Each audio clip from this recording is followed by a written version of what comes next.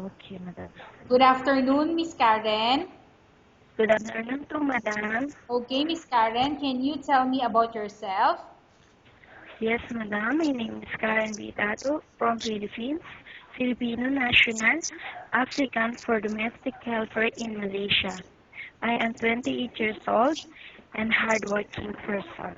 Okay, I have few questions for you to answer, so let's start. Why do you want to work as a maid? I decided to work as a maid, madam, because I want to earn money and to help my family here in the Philippines. Okay, why you choose Malaysia when there is a lot of other country? I choose Malaysia because Malaysia is too much near in my country and we have a lot of similarities in our culture so that I can stay as long as I can. Okay, how are you qualified for this job? I'm qualified, madam, because this job is I already been in other countries and I have done contract Okay, already. go ahead, Miss Karen, go ahead. Yes, I think I'm qualified, madam, because I have already done this job in other countries. May I know what is your education level is? I am a high school graduate, madam. What is your recent working experience? My recent experience is to work in the family business of auntie as of now. Okay. Have you worked abroad before? Yes, madam, I work already been in abroad before. Okay. Can you please tell the place and how many years and months you work for? Yes, madam, I worked 2 years and 2 months in Dubai, UAE, and Abu Dhabi, UAE, for 4 years as a babysitter. Okay. Do you have experience of taking care of baby?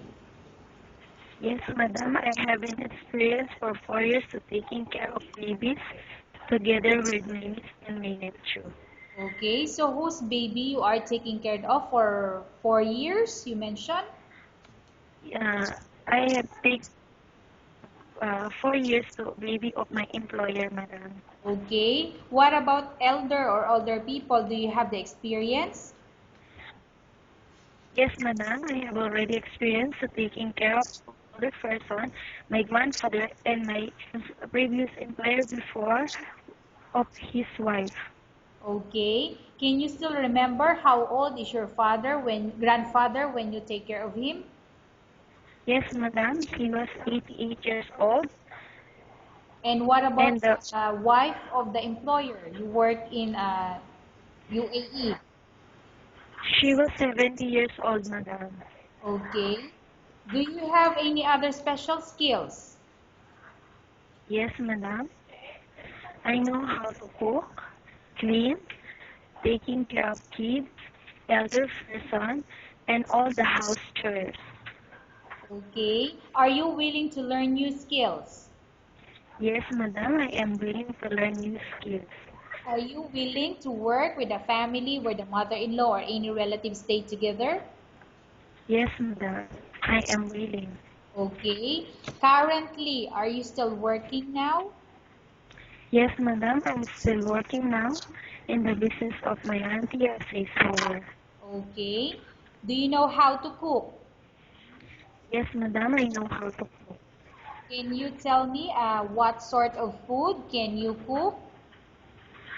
I know Arabic dishes, Filipino dishes, and a little bit for Chinese food. Okay. In Arabic food or Arabic dishes that you can cook, can you tell me?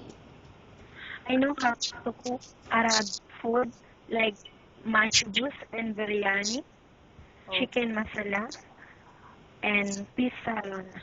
okay. What about Chinese food that you can cook? Chinese food, I know how to make a sauté vegetable, Chinese rice, and some of their fried chickens with together with the Chinese spices. Okay. What about Filipino dishes that you can cook? Filipino dishes, I know how to make bicol express, chicken caldereta, uh, and other native foods like pinakbet. Okay. Are you aware that you will have to do washing, cleaning, ironing, and cooking? Yes, madam. From all the house chores like cooking, cleaning, ironing, and washing, which do you like most? I like most cooking and cleaning, You are not madam. allowed to use handphone or cell phone during working hours. Yes, madam, I know. That I'm not allowed to use cell phone while working. Okay. You are only allowed to use handphone or cell phone after you finish all the works and when going to bed. Yes, madam. You are strictly needed to surrender the handphone to your employer in the morning, and your employer will return back to you once you're going to bed. Yes. Miss Karen, come again. Can you Opo. please repeat the question, the answer? Yes, madam, I'm willing to give my mobile phone to my employer when I was working, and then she will return it back when I was in bed. Okay. If ever your employer finds out that you're abusing your handphone and it's affected your work performance, your employer will confiscate your handphone and you're not allowed to hold it anymore. Instead, your employer will allow you to call to your family 3 times in a month. You're only allowed to bring normal phone and you're not allowed to bring smartphone. Are you agreed for the terms and condition? Yes, madam, I am agree for those rules and regulations about my employer. Okay. Are you agree to the rules and regulation for the handphone? Yes, madam, I am agree. How many years is the contract as you agreed and understand? I agree and I understand that I have 2 years contract in your country. Okay. Can you describe for me your ethics or your attitude? My ethics and my attitude is I am hard worker person, honest and loyal, and I'm not moody.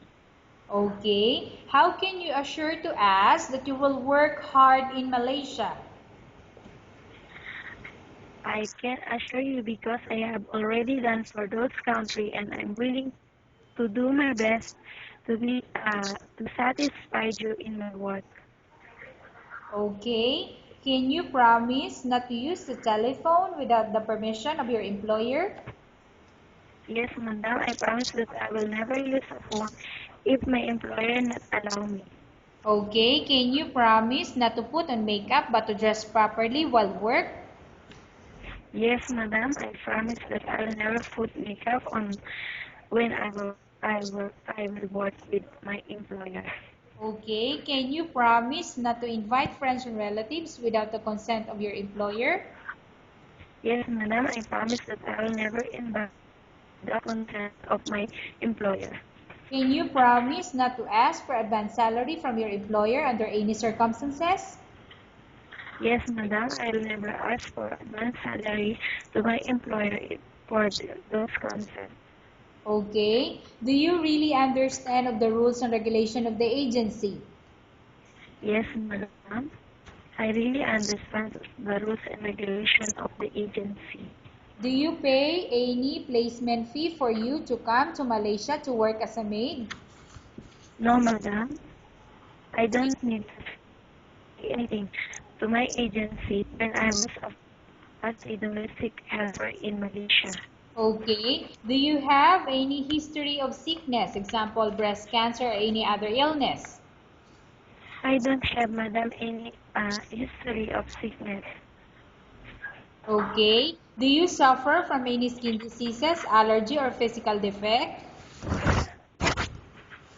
No, madam, I don't have any experience for those uh, skin allergy or some of illness. Okay. Have you suffered from any serious illness? No, madam, I never have been in that experience those. Okay. Do you smoke? No, madam, I'm not smoking. Have you undergone any operation or surgery? No, madam, I never been in operation or surgery. Are you medically fit? Yes, madam, I am medically fit. Are you in any medication? No, madam, I have never been in medication. Are you allergic with any food? No, madam, I don't have any allergy in any food. Are you prepared to work for the employer of any race? Yes, madam, I am prepared. Are you prepared to eat the type of food taken by your employer? Yes, madam, I am prepared. Okay. Are you afraid of being left alone in the house? No, madam. Are you afraid of dogs or other pets? No, madam. I am not afraid for those pets. Can you promise to work according to instruction from your employer? Yes, madam. Do you have any immediate family working in Malaysia? Uh, I I don't have anyone in working in Malaysia, madam. Okay, Miss Karen, we have finished our question section. Let's go to case study. I have a case study for you and I want you to answer me truthfully. Upon Yes. arrival in Malaysia within 6 months, if ever any of your family members pass away, what will you do? Will you continue to work till finish your contract or you will go back? I will continue to finish my contract, madam, because it's my responsibility to finish my contract within 2 years. Okay, tell us about yourself and why do you want to work in Malaysia as domestic helper? Madam, I want to work as a domestic helper in Malaysia because I know that we are near and we have similarities of culture, so I can stay as long as I can because it's not hard to adjust that I am in the other country. Okay, Miss Karen, what do you want to tell to your employer who watching your video?